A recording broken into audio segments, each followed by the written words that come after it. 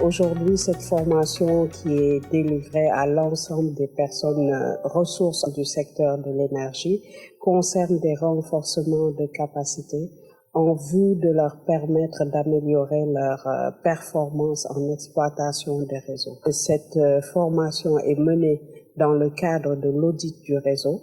Il ne s'agit pas seulement d'évaluer les performances réseau en termes de pertes techniques, pertes non techniques, en termes de continuité de service, mais également avec les différents acteurs, voir les différentes approches qui pourraient être utilisées pour leur permettre d'améliorer leur performance. C'est une formation qui se fait dans le cadre du renforcement de capacité du régulateur, qui dans sa mission a pour principale attribution de faire le suivi des performances des opérateurs qui ont un contrat de concession avec l'État.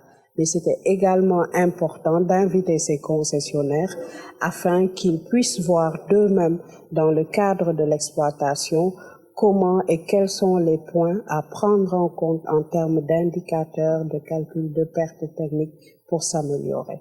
Et améliorer ces notions de perte, c'est améliorer la qualité de service et c'est augmenter les revenus des opérateurs. Pour comprendre le bilan énergétique des réseaux au Sénégal, on a besoin de beaucoup de données, des données cartographiques, des données de charge, des données de consommation des clients.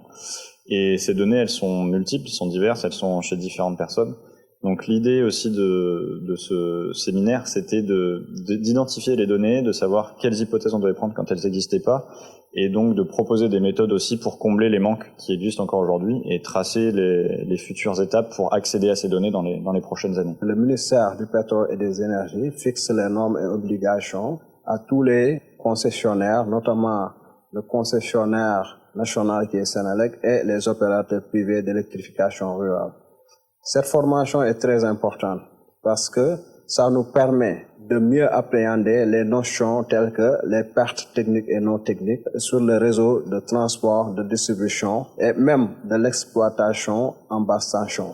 Je pense que ça nous permettra aux prochaines étapes de révision des conditions tarifaires de mieux cerner la question des pertes techniques et non techniques et surtout de l'intégrer dans les conditions tarifaires des concessionnaires d'électrification rurale. Cette mission d'audit, qui n'est pas un audit en soi, mais un diagnostic des performances de Senelec, permettra in fine de faire des recommandations qui permettront à Senelec de pouvoir faire ces modifications, ces améliorations en vue d'être beaucoup plus performant. L'étude aussi revêt un volet très important pour le régulateur, qu'il vise à renforcer les capacités du régulateur dans la régulation technique. L'atelier nous a permis de nous familiariser avec des logiciels de modélisation électrique dont nous avions déjà quelques acquis, mais en entrant dans des détails beaucoup plus précis. La formation était intéressante du moment où ça nous a permis de découvrir les méthodes qui pourront permettre à Senelec de bien segmenter les pertes par niveau de tension, également identifier les pertes techniques, également les pertes non techniques. L'application des acquis de cette formation va permettre à Senelec de pouvoir identifier un plan d'action permettant à l'amélioration des pertes, que ce soit les pertes techniques et les pertes non techniques. Pour les pertes techniques, les réductions vont contribuer à l'économie sur la production, qui a une part importante des dépenses de Senelec. Pour les pertes non techniques, leur amélioration, disons, va permettre à Senelec l'augmentation du chiffre d'affaires. La formation est venue à son heure, surtout pour les concessionnaires où les pertes techniques ne sont pas encore comptabilisées au niveau de leur plan tarifaire.